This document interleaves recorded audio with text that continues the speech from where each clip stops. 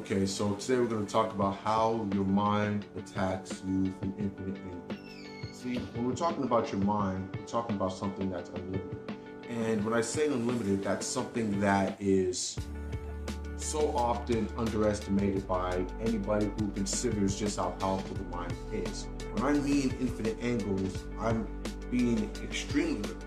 We're not just talking about how your mind can make you feel about a thing when it comes to your internal space or your head space as a whole. We're talking about what your mind can make you encounter, because just like it can affect what you're feeling on the inside, it could also have an impact on who you encounter on the outside and the version of that person or those people that you encounter. You will encounter situations when you first get into this work that are strictly meant to undermine you, to throw you off, to send you the wrong direction. Okay, your job is to stay on course when it comes to doing this internally, because ultimately your whole goal is to break down the blocks within you, as I said over and over again. And when you're first getting into this is such a new and radical thing that when you seriously start to do the work and affect things, you'll notice little weird things going on in terms of people's reactions to you, your reactions to other people. Sometimes you may notice strange occurrences as certain jolts you have in your body out of nowhere. These jolts, like where is this, coming from, little tremors. And this happens when you're breaking down energy. You never really can predict when it will happen, but these are things that do happen. So it pertains to dealing with the consequences of undoing these blocks. You have to be aware of what's coming, and you have to make sure that you don't get discouraged, because the number one thing your mind wants to do is to set you off course, throw you off the scent, because the more you continue, the further you go in terms of breaking down these blocks, the easier it will become. Of course, the hardest phase is the initial phase, because when it comes to the initial phase, you deal with the worst of what the universe has to offer in terms of the barriers it's going to put in front of you. We're talking about, you may end up encountering an ex that you hadn't heard from in a long time, just so she could send you into an old state that you used to be familiar with when you already were together. And this state might be just a state of anger, of frustration. It might be a state of jealousy. But this is something that you can encounter. You might encounter an old friend that you knew 10, 15 years ago that brought out the worst of you, that had you involved in certain situations, or had you taken part in conversations and just ideas that you didn't need to be a part of, ideas that were low consciousness, that were not forward thinking. This is what you run into when it comes to the mind attacking you from endless angles. It could attack you in what it has you see, from your TV, from social media. The post you may notice may contradict what you're trying to do, may make you feel like, okay, this is not possible or likely. Like, for example, you might see a random post out of nowhere that criticizes people who meditate or do serious consciousness work and upholds, puts on a pedestal, the idea of making a lot of money, the idea of building success. It diminishes the value of consciousness work and achieving internal peace, and it validates the power of getting financial success, of being financially free. So this is another thing you may encounter. This may be purely just to throw you off the scent, so you look the direction of money or financial success, and so you're not paying attention to consciousness work.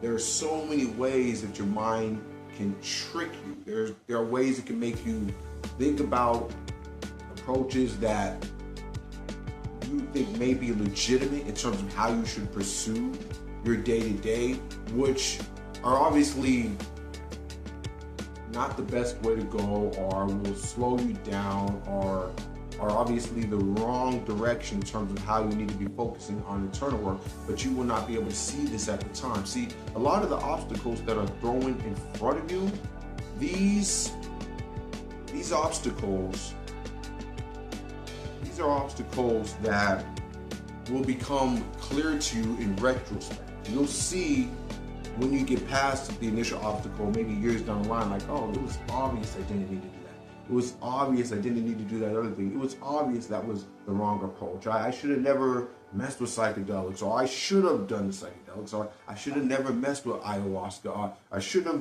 never gone on a retreat, or I should have absolutely went on a retreat. I really should have broken up with my girlfriend earlier so I could pursue this work, or I shouldn't have broken up with my girlfriend because she was great for me, you know, in terms of encouraging me to do this kind of work. I should have maybe kept a journal to write down what I was experiencing because it could help me through, or I shouldn't have done that. Whatever is best for you, it'll become clearer as you move further along, the wrong decisions you are making, and you'll be better able to adjust and make more appropriate decisions moving forward. But this only happens if you continue to do the work and you don't miss a day. That's one of the key things about consciousness work, about deep internal work in terms of, and you just breaking down energy blocks, is you don't ever want to miss a day. Because if you miss a day, it's my opinion that you'll inevitably regress, because what's going to happen is your mind's going to use you missing a day as an excuse some point down the line to have you miss another day. And they'll use it again, same excuse, well, I missed a couple of days and I got back on and I can do it again. And then you'll miss another day, and you'll miss another day, and you'll miss another day. And then it'll eventually get to the point where you don't even consider what you're doing or the reason you're doing it legitimate. You don't consider it worthwhile because you didn't even validate it for yourself through your own consistency and commitment. Your consistency, well, actually, number one, your commitment. Your commitment is the most important thing. Consistency comes second. Your commitment is number one. See, when you seriously commit, and I'm talking about a lifetime type of commitment, that is the difference maker. That's everything. That's the whole ballgame. You absolutely have to commit. And it's my take that you need to make a lifetime commitment to this work.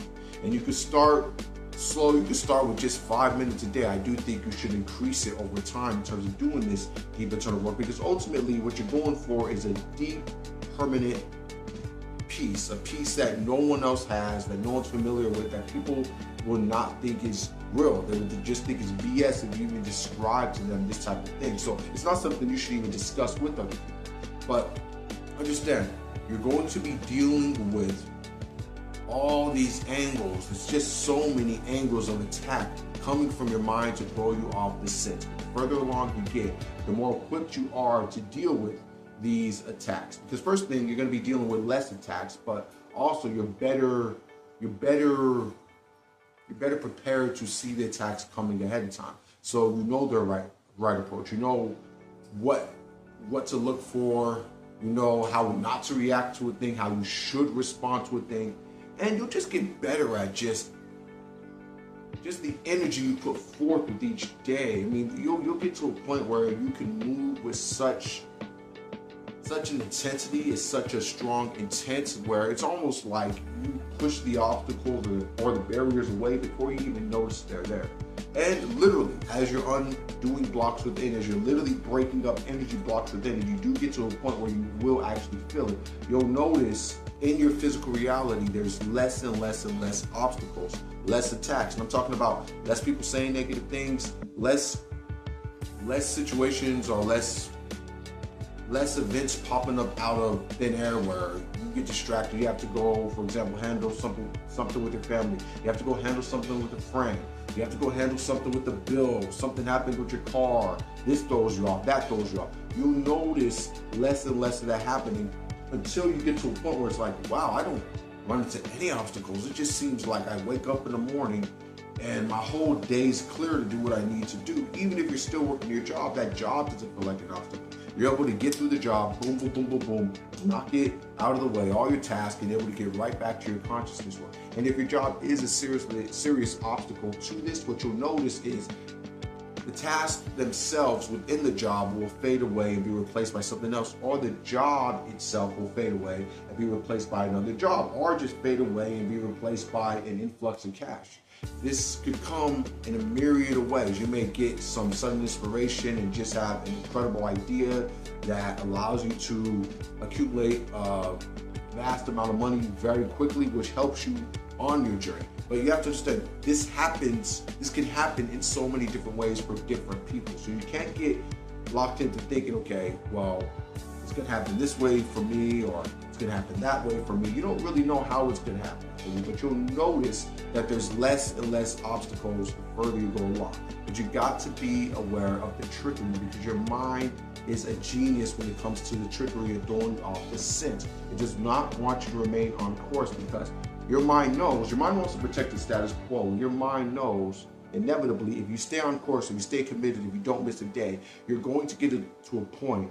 You're going to get to a point where you're untouchable, and it'll be a point where your mind can do nothing to stop you, where now the mind is your servant, and you're able to move how you want to move, with the strength and the energy and the intensity of which you desire to move with. And you're able to be effective at a level that you never thought possible. Your mind knows that day's coming, and it's trying to stop you from getting there. It's trying to stop you from discovering your own power, which you inevitably will if you stay on course, you stay committed, and you don't let the trickery throw you off. Because you inevitably will get tricked here and there and there and here, and over and over and over and over again. Don't get discouraged. Get better at spotting the signs of imminent trickery, about to just pop up.